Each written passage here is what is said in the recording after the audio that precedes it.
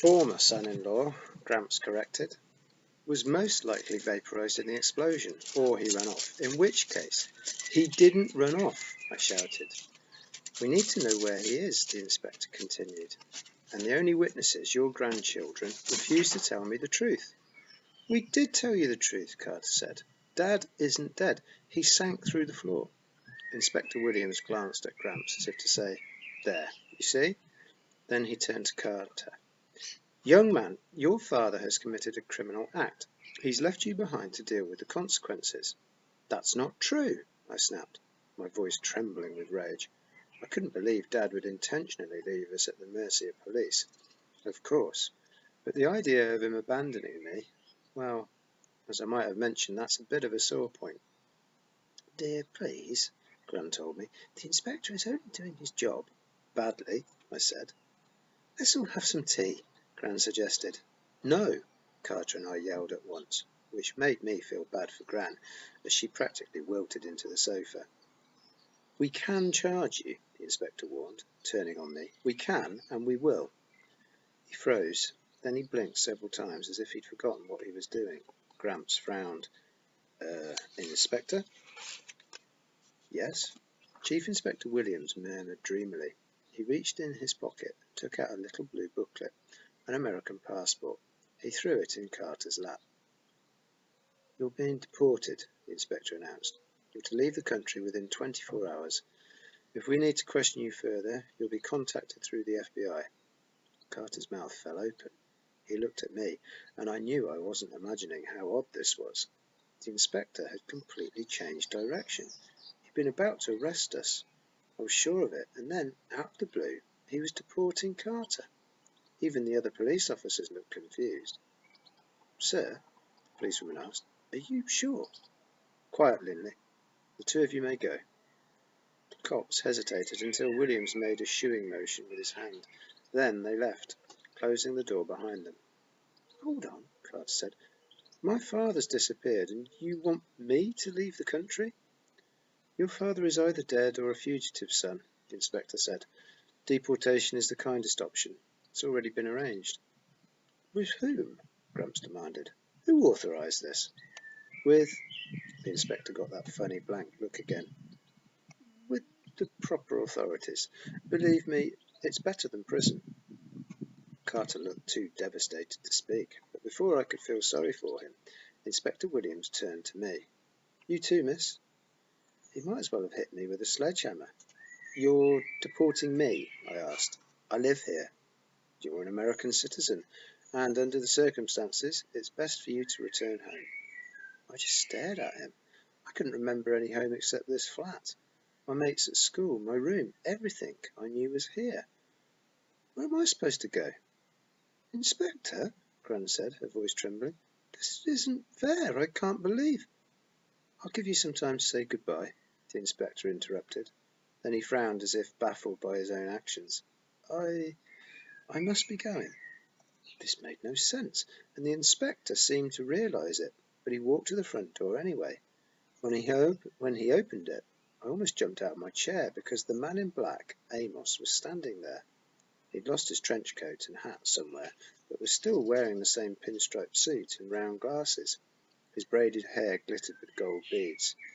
I thought the inspector would say something or express surprise, but he didn't even acknowledge Amos. He walked right past him and into the night. Amos came inside and closed the door. Gran and Gramps stood up. You, Gramps growled. I should have known. If I was younger, I would beat you to a pulp. Hello, Mr. and Mrs. Faust, Amos said. He looked at Carter and me as if we were problems to be solved. It's time we had a talk. Amos made himself right at home. He flopped onto the sofa and poured himself tea. He munched on a biscuit, which was quite dangerous because Gran's biscuits are horrid. I thought Gramps' head would explode. His face went bright red. He came up behind Amos and raised his hand as if he were about to smack him, but Amos kept munching his biscuit. Please sit down, he told us. And we all sat. It was the strangest thing, as if we'd been waiting for his order. Even Gramps dropped his hand and moved around the sofa. He sat next to Amos with a disgusted sigh. Amos sipped his tea and regarded me with some displeasure. That wasn't fair, I thought. Didn't look that bad, considering what we'd been through. Then he looked at Carter and grunted. Terrible timing, he muttered. But there's no other way. They'll have to come with me. Excuse me, I said. I'm not going anywhere with some strange man with biscuit on his face. He did in fact have biscuit crumbs on his face, but he apparently didn't care, as he didn't bother to check. I'm no stranger, Sadie, he said. Don't you remember? It was creepy hearing him talk to me in such a familiar way. I felt I should know him. I looked at Carter, but he seemed just as mystified as I was. No, Amos, Gran said trembling. You can't take Sadie. We had an agreement. Julius broke that agreement tonight, Amos said. You know you can't care for Sadie anymore. Not after what's happened. Their only chance is to come with me. Why should we come anywhere with you? Carter asked. You almost got in a fight with Dad. Amos looked at the work bag in Carter's lap. I see you kept your father's bag. That's good. You'll need it. As for getting into fights, Julius and I did that quite a lot. If you didn't notice, Carter, I was trying to stop him from doing something rash. If he'd listened to me, we wouldn't be in this situation. I had no idea what he was on about, but Gramps apparently understood. You and your superstitions, he said. I told you we want none of it. Amos pointed to the back patio. Through the glass doors you could see the light shining on the Thames. It was quite a nice view at night, when you couldn't notice how run down some of the buildings were. Superstition, is it? Amos asked. And yet you found a place to live on the east bank of the river. Gramps turned even redder. That was Ruby's idea. Thought it would protect us, but she was wrong about many things, wasn't she? She trusted Julius and you for one. Amos looked unfazed. He smelled interesting, like old-timey spices, copal and amber, like the incense shops in Covent Garden.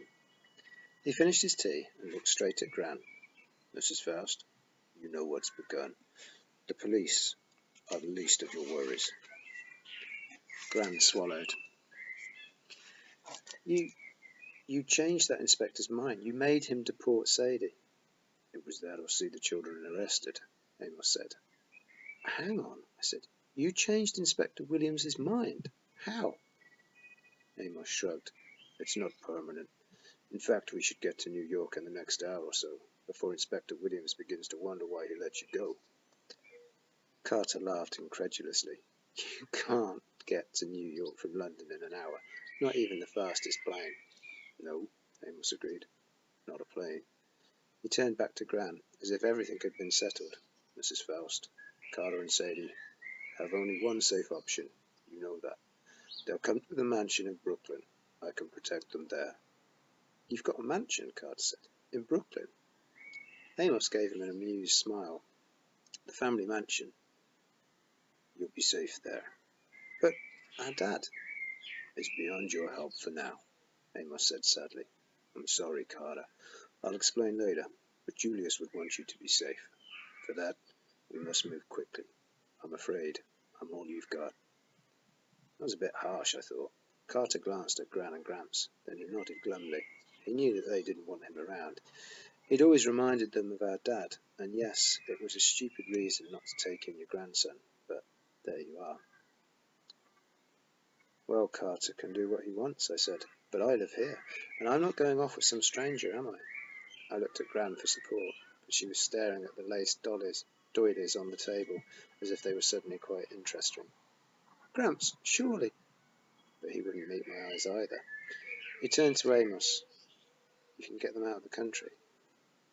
Hang on, I protested. Amos stood and wiped the crumbs off his jacket. He walked to the patio doors and stared out at the river.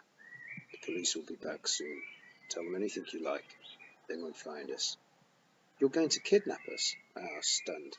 I looked at Carter. Do you believe this? Carter shouldered the work bag, then he stood like he was ready to go. Possibly he just wanted to be out of Gran and Gramps' flat. How do you plan to get to New York in an hour? He asked Amos. You said not a plane. No, Amos agreed. He put his finger to the window and traced something in the condensation. Yet another hieroglyph.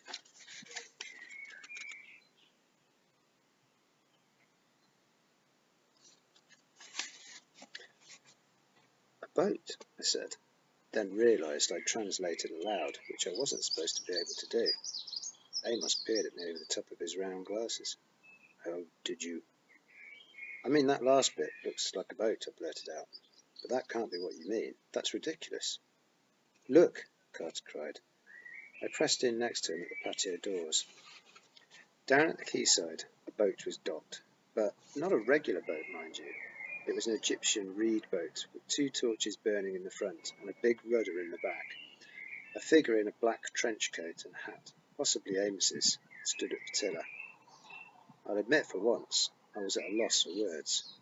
"We're going in that," Carter said. "To Brooklyn." "We'd better get started," Amos said. I whirled back to my grandmother. "Gran, please." She brushed a tear from her cheek. "It's for the best, my dear. You should take Muffin." "Ah, yes," Amos said. "We can't forget the cat." He turned towards the stairs. As if on cue, Muffin raced down in a leopard-spotted streak and leaped into my arms. She never does that. "Who are you?" I asked Amos.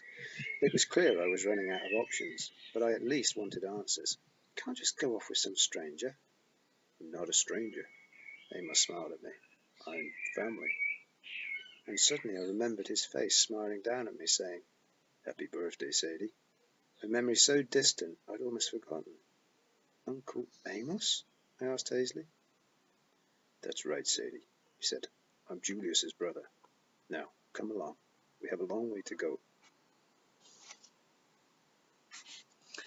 5. We meet the monkey. It's Carter again. Sorry. We had to turn off the tape for a while because we were being followed by, well, we'll get to that later. Sadie was telling you how we left London, right? So, anyway, we followed Amos down to the weird boat docked at the quayside. I cradled Dad's work bag under my arm. I still couldn't believe he was gone. I felt guilty leaving London without him, but I believed Amos about one thing. Right now, Dad was beyond our help. I didn't trust Amos, but I figured if I wanted to find out what had happened to Dad, I was going to have to go along with him. He was the only one who seemed to know anything. Amos stepped aboard the reed boat. Sadie jumped right on, but I hesitated. I'd seen boats like this on the Nile before, and they never seemed very sturdy. It was basically woven together from coils of plant fibre, like a giant floating rug. I figured the torches at the front couldn't be a good idea, because if we didn't sink, we'd burn. At the back, the tiller was manned by a little guy wearing Amos's black trench coat and hat. The hat was shoved down on his head, so I couldn't see his face. His hands and feet were lost in the folds of the coat. "How does this thing move?" I asked Amos. "You've got no sail." "Trust me." Amos offered me a hand. The night was cold, but when I stepped on board, I suddenly felt warmer, as if the torchlight were casting a protective glow over us. In the middle of the boat was a hut made from woven mats. From Sadie's arms, Muffin sniffed at it and growled. "Take a seat inside," Amos suggested. "The trip might be a little rough." "I'll stand, thanks." Sadie nodded at the little guy in the back. "Who's your driver?" Amos acted as if he hadn't heard the question. "Hang on, everyone." He nodded to the steersman, and the boat lurched forward. The feeling was hard to describe. You know that tingle in the pit of your stomach when you're on a roller coaster and it goes into free fall? It was kind of like that, except we weren't falling, and the feeling didn't go away. The boat moved with astounding speed. The lights of the city blurred, then were swallowed in a thick fog. Strange sounds echoed in the dark, slithering and hissing, distant screams, voices whispering in languages I didn't understand. The tingling turned to nausea. The sounds got louder until I was about to scream myself. Then suddenly the boat slowed.